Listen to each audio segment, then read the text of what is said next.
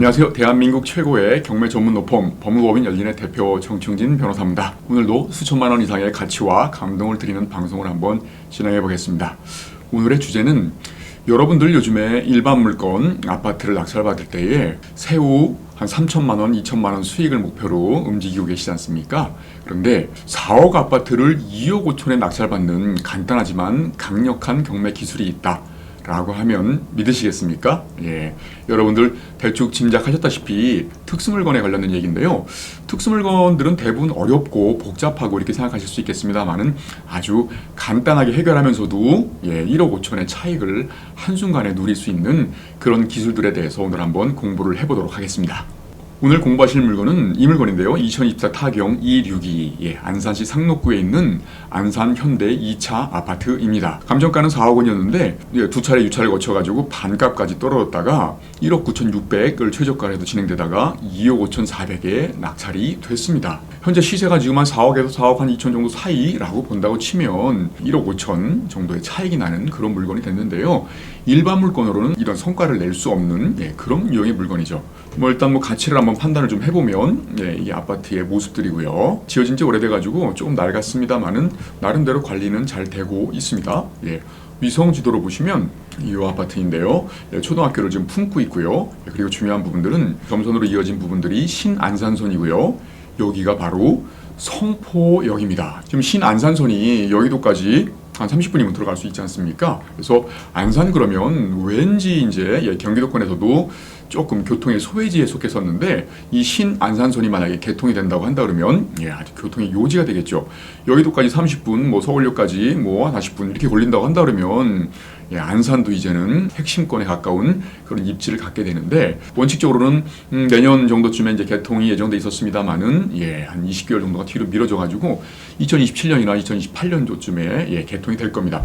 이렇게 되면 지금 현재 낙찰을 받아 가지고 한번 전세를 한 텀 돌리고 한 2년 정도 지나게 되면 가치가 매우 급상승할 수 있겠다. 이런 느낌을 주는 아파트입니다. 그리고 이게 지금 이제 사용 승인 연도가 1990년도거든요. 그러니까 재건축 연한은 훨씬 더 지났죠. 그리고 현대 2차인데 현대 1차는 벌써 정비구역이 지정된 것 같습니다. 그래서 추진이 설립하고 조합 설립 인가도 지금 목전에 두고 있다. 그러니까 가치가 매우 높아 보이는 그런 아파트인데 무려 현재 시점으로도 1억 5천만 원의 차익을 냈고 한 2년 정도 있다 보면은 한 3억 정도까지도 차익을 낼 수 있는 그런 유망한 물건이다라고 보시면 되겠는데 도대체 이런 물건이 어떤 법적인 문제가 있길래 이렇게 많이 떨어졌을까라고 생각하시겠죠.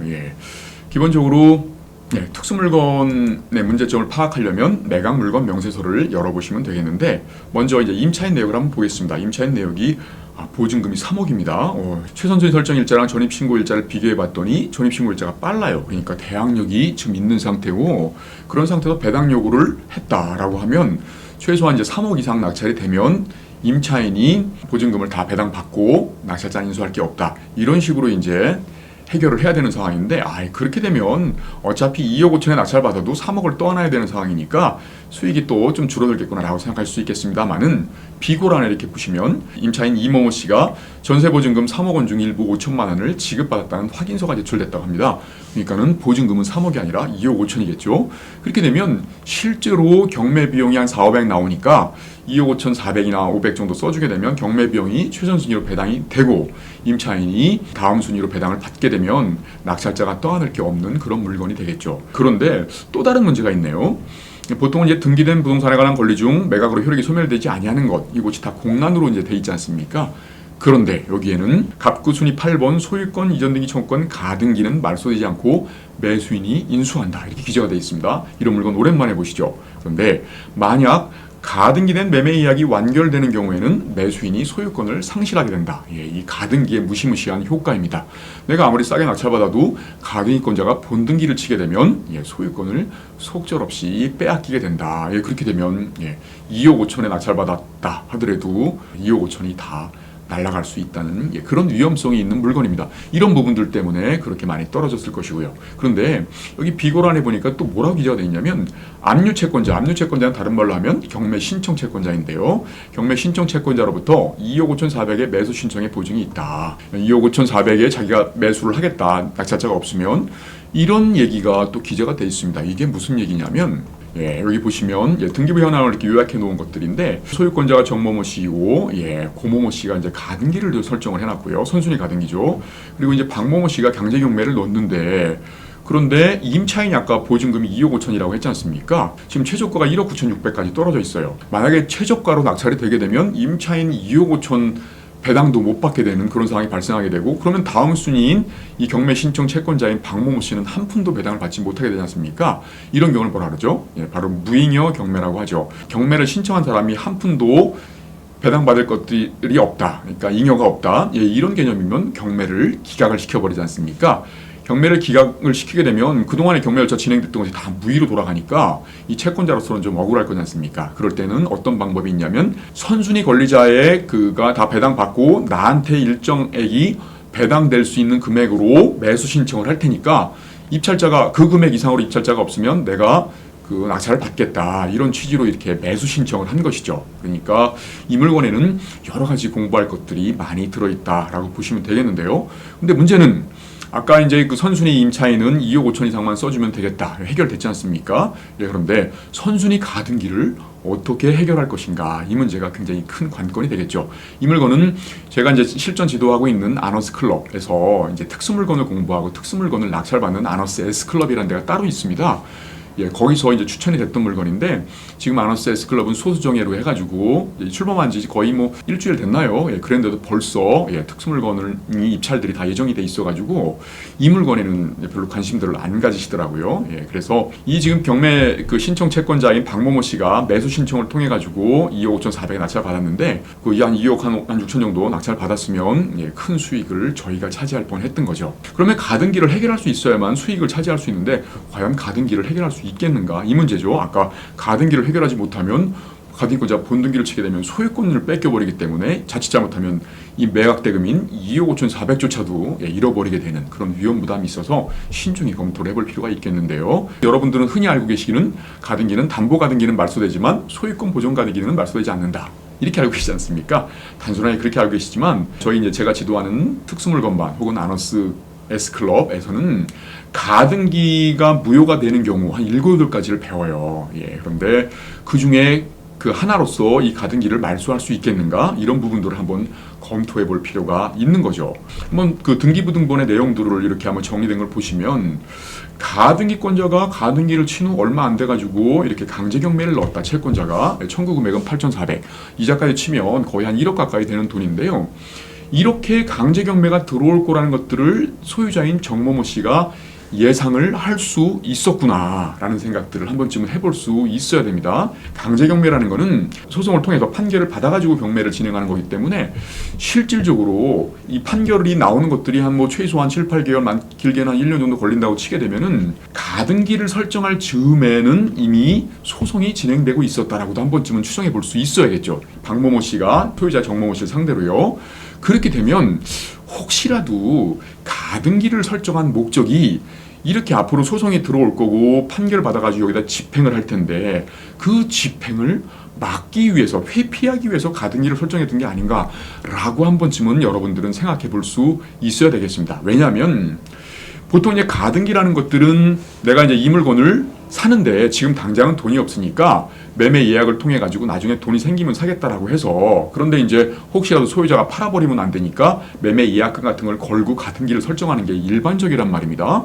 그런데 실제로 그런 물건들은 앞에 이제 임차인도 없고 좀 깔끔한 물건들이 있지 않습니까? 그런 것들을 주로 사는데 여기에는 지금 3억 원의 보증금을 갖고 있는 임차인이 있었단 말이죠. 실제로 이런 그 임차인을 끼고 가등기까지 설정해가면서 사는 것들 이런 부분들이 그렇게 정상적인 상황들은 아니죠. 이런 경우라고 한다 그러면은 이거 실제로 이 가등기는 이 앞으로 다가올 요 박모모 씨 채권자가 이제 경매를 넣을 걸 대비해가지고 그걸 막기 위해서 회피하기 위해서 한 것이 아닌가라고 추정해 볼 수 있어야겠습니다. 반드시 그렇다는 얘기는 아닙니다만은 그렇게 추정해 보고 접근하는 방법이 있을 수 있다. 이렇게 그래서 등기부등본 한번 띄워봐서 가등기가 도대체 어떤 내역으로 설정된 건가 한번 보시면 이제 정모모 씨는 여기 이제 있죠. 소유권 이전을 받았는데 2020년에 경매를 통해서 매각을 받았습니다. 그러니까 정모모 씨는 우리와 같은 경매인이죠.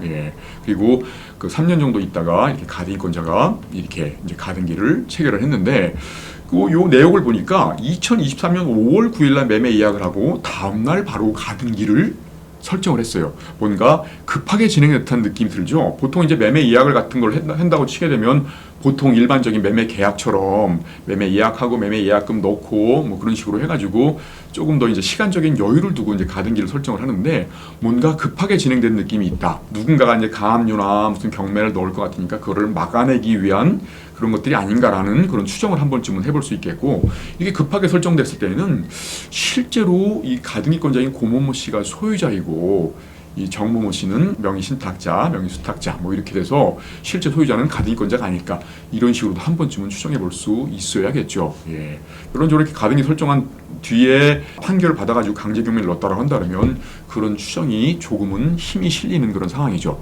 만약에 이제 이게 서로 간에 강제 경매를 회피하기 위해서 하는 거라고 한다 그러면 그게 이제 사실이란 얘기는 아닙니다. 그게 사실이라고 한다 그러면 통정 허위 표시, 서로 통모해가지고 그 허위로 의사표시를 해서 매매 계약을 한 것이다라고 해서 가등기는 말소를 시킬 수가 있는 방법이 있고요. 예, 그리고 기타 이제 막 혹시라도 아까 우리가 추정한 것처럼 이게 명의신탁이라고 한다면 또 다른 법리에 의해서 가등기를 말소시킬 수 있는 방법, 이런 것들을 한 번쯤은 찾아볼 수 있어야 되는데, 예, 그런 그 정황들을 갖고 있다. 예, 그런데 아너스에서는 이런 것들보다 훨씬 더 또 유망한 그런 특수 물건들을 다 이제 입찰을 해서 큰 수익들을 내고는 있는데, 이 부분을 추천을 했지만 안 들어가신 그런 부분들이 이제 조사를 해야 되고 하는 부분들이 있습니다. 가등기권자도 만나보고 소유자도 만나보고, 이권자는 솔직히 이제 이런 내막을 좀 알 수 있을 거지 않습니까? 저 가등기권자가 누군지 무슨 관계인지 이런 부분들도 다 이제 알 수 있는 상태에서 다른 사람들이 안 받으면 임차인의 보증금을 상회하는 금액으로 내가 입찰하겠다라고 이제 매수 신청까지 한 거 보면 저 가등기는 나름대로는 해결할 수 있겠다는 자신감이 있었겠죠. 예, 그런 정황들로 봤을 때에도 요 가등기는 문제가 없는 가등기라고 추정해 볼 수도 있겠죠. 근데 이제 그렇게 했지만 현장 조사를 통해서 증거를 명확히 수집을 하고 입찰을 해야 되는 상황들인데, 그게 안 되는 경우에는 그러면 아까 말씀드린 것처럼 2억 5,400짜리를 낙찰 받았는데 소송에서 졌어요. 가등기 말소송을 진행했다가 이렇게 되면은 큰 돈을 날릴 수 있는데, 그런 리스크를 통제할 수 있는 방법들을 저희 특수물건반이나 아니면 아너스 S클럽들, 원금 손실의 가능성을 제로화시킨 상태에서 수익을 낼 수 있는 방법들을 저희들은 갖고 있단 말입니다. 어떤 특수물건이라 하더라도 이렇게 리스크 통제 방법을 두고 입찰들을 하는 것이 저희 아너스 S클럽의 장점이다. 그런 부분들을 좀 아시면 될 것 같고요. 그래서 이런 부분들은 혹시라도 이제 증거 수집을 통해 가지고 기본적으로 이게 허위의 가등기다라는 것들을 밝혀낼 수만 있다고 한다 그러면 소송을 통해서 길게 끌지 않고도 그 강제 집행을 면탈할 목적에, 회피할 목적에 허위 가등기라고 한다 그러면 기본적으로는 그 강제 집행 면탈죄, 입찰 방해죄 이런 것들이 성립될 수 있거든요. 그러니까 형사고소 압박을 해서 자발적으로 말소하도록 그렇게 유도를 하면 정말로 단시간 내에 일반 물건이 되는 거겠죠. 그렇게 되면 전제가 아까 3억이었으니까 뭐 3억 정도로 전세를 놓고 그러면 투자금 다 회수하고도 5천만 원이 더 생기는 꼴이 되는 거죠. 그런 상태에서 신한사선 개통할 때까지 한 2년 정도 기다리게 되면 또 상승의 효과까지 누릴 수 있기 때문에 굉장히 알찬 수익을 낼 수 있는 물건이다, 이렇게 보시면 되겠습니다. 그래서 저희 이제 아너스 S클럽은 출범한 지 한 일주일 정도밖에 안 됐지만 벌써 이제 소수 정예분들이 대부분 다 입찰들이 예정돼 있거나 입찰을 받았기 때문에 추가로 이제 아너스 S클럽들을 지금 모집을 하고 있는데요. 그 특수물건을 통해 가지고 저의 지도하에 안전하게 알찬 수익을 내고 싶은 분들은 저희 열린 아카데미로 문의를 하시면 몇 분에 한해서 또 가입을 받도록 하겠습니다. 저는 정충진 변호사였습니다. 다음 시간에 또 더욱더 알찬 모습으로 인사드리도록 하겠습니다. 감사합니다.